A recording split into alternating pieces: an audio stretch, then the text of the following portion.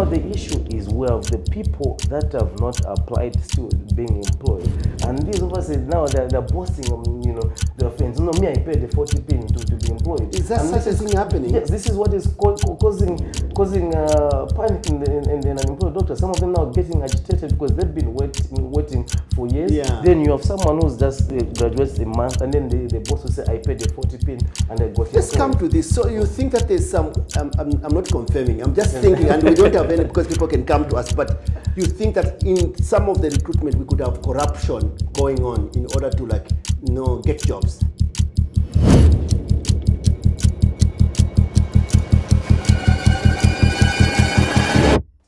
Hello, a very good afternoon to you, good morning, wherever you're watching us. This is the Think Talk podcast, and I'm Professor Wilbroad Mtale, hosting one of our regular guests here. We're in the medical sector, so we want to also make sure that you receive correct information about issues that are affecting our people and affecting the country. As you know, the issue of unemployed doctors is a very big discussion in Zambia. And Dr. Chibwe, who is my guest today, has something to give us to update us where we are. Dr. Chibwe, welcome to our podcast. Thank you, Prof. Thank you. It has been a while. It has been a while. Okay. I don't know if it's a good thing. Just tell me what you have been up to since we spoke last time. What has been happening from the RDA point of view? Well, we've been following up on a lot of issues. Yeah. Yes, obviously the last time I was here, we highlighted, I think there was a campaign that came out and we highlighted certain issues that we tabled with the ministry. Yeah. So past months, we've been following up on those items, making sure those things are worked on by the ministry. Okay. Yes. Could you just outline, because I think last time I spoke to you, you were talking about engaging government, the ministry, to speak about specific things. In fact, you even called off that goes law by unemployed doctors so that you can negotiate with government. So what kind of agreements did you go with, and then what has happened to those? Maybe let's go one by one. What was agreed and what has happened? Because I think for me as a researcher, there's what they call outcome and impact, right? Yeah. So there was some activity, and we expect some outcomes and some long-term impact. So let's go through there. What did you agree with the ministry on behalf of the doctors, and what has happened? Sure. So even the last campaign. Yes. That still came from the fact that there was minimal engagement with the Ministry of Health. I see. We wanted our voices to be heard. When we got to the table, Ministry of Health called for dialogue, and we showed up. Yeah. I think one of the issues was we wanted to have a cordial relation with the ministry because they were our employer. And then another item was we were not, our members were not happy. They were aggrieved with the previous recruitment that had issues. Some of the issues were highlighted by even the Auditor General's report. Those are issues that we wanted ministry to rectify. I think the resolve was we're going to prioritize the people that were left out from the previous recruitment, and that was obviously the item that was tabled. And then the other item being the most important part, because at the end of the day, as an association, we, apart from just talking of workforce, our priority is saving lives, meaning we care about the quality of health delivery in the country and wanted employment because we've seen the gap. There's a huge deficit in terms of workforce, and we wanted government to employ, specifically to talk of doctors, to speak to the need of the workforce. Ministry of us promised they were going to work on these items, and we mentioned we want a clear roadmap from now and then so that we're able to take something to the rest of the doctors as well. That you're aware there's no MY's recruitment at the moment. Okay. And it's almost a year over, and we haven't done anything. Did they promise that they will recruit this year for sure, or they just say somehow? Did they commit to doing this? Professor, it was even in the presidential address. The budget highlighted Ministry of Health was going to employ 2,000 in 2025 and over 2,500 in 2026. It was in the budget. The Minister of Finance read the budget in the Parliament. Okay, and they didn't recruit. Well, this is December, and there's never been recruitment unless there's a recruitment that has been going on. And what is the ministry saying? What is the ministry saying? Well, we've contrary to what is coming out at the moment, that there's been no engagement. I think that's not entirely true. I think associations have been engaging. I think the feedback that we've been getting is there's no Treasury Authority. But if you look at from our end, Prof, we don't understand the system. It's the technocrats who understand the system. For us, we want to explain to us in simple terms. So when you, Minister of Health, government says we're going to employ healthcare workers in 2025, you didn't put into consideration the Treasury Authority. Yes, meaning that should have been in part of the process. So using that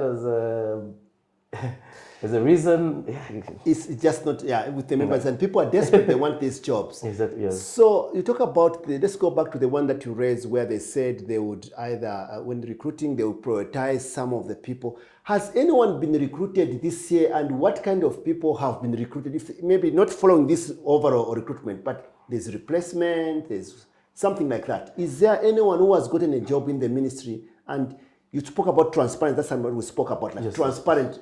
Was that transparent? So let's begin. Did anyone get a job this year? So yes.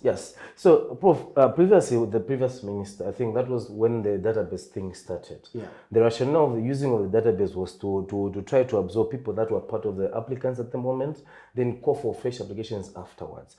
So now we're at a situation where we had a lot of people that were not even part of the applicants being employed. Yeah. Then the people that we thought were going to be employed were left out. I think we submitted a list about 230 doctors that were left out, and these were the passed criteria for employment. During the resolve, we mentioned to the ministry to say, for us to move forward, I think let's rectify this issue. Yeah. These doctors, they passed the criteria for employment. Let's employ them first. They've been waiting. Some of them have been waiting for over 5 years. Yeah. They were general residents, now they're senior residents. Still, where are they going to go now? Consultants who are volunteers? Definitely, that's not acceptable. So now we are at a situation where we were saying, as we wait for the actual recruitment, these replacement positions, let them prioritize. So what is replacement? Could we just, people don't understand this. Obviously, the government has a way of auditing, there are doctors who are leaving the civil service, death and all these issues. So these are being audited, then you have a number that you need to replace. Yes. So now we had issues.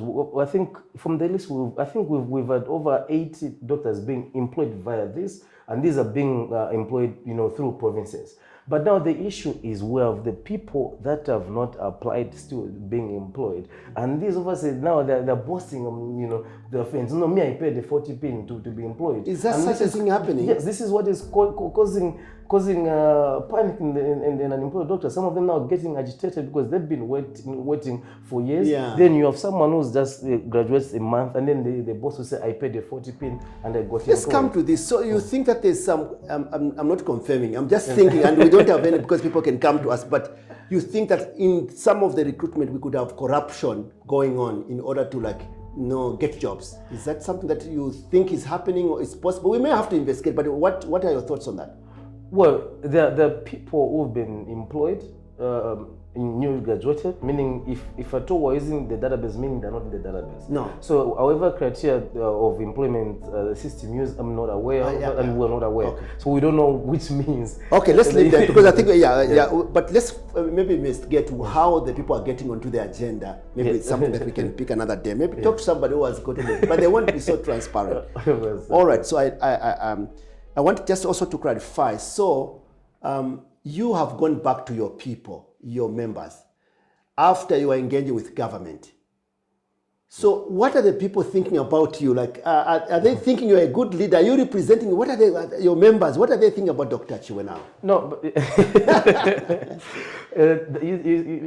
Prof, one thing that I've not mentioned public out there is the unemployed doctors. Some of them have knocked on our doors saying, can we take a walk to State House? Can we protest in that manner?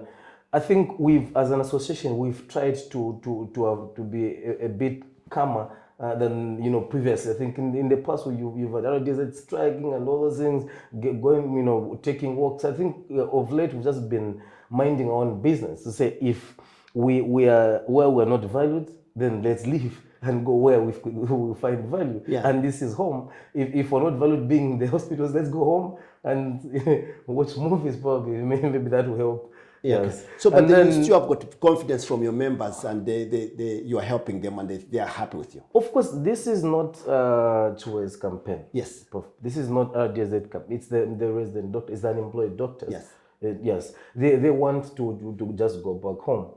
When you look at some of the comments of being disruptive, I don't think we're being disruptive. Okay. What about the people that are waking up every morning to go for work and not being paid? Who's looking at them? Yeah. So should we continue saving lives? Then who's going to save lives of these doctors? We've given 2 weeks to Downing Tools. This is enough time for the system to adjust. If you don't need, like the minister mentioned, they are there by choice, let them go. Then adjust the timetables. You're going to have a lot of burnouts in the employed doctors. First of all, we're not saying the rest of the members, RDZ, who are employed should Downing Tools. No, those are mandated to be in these facilities and they will remain there.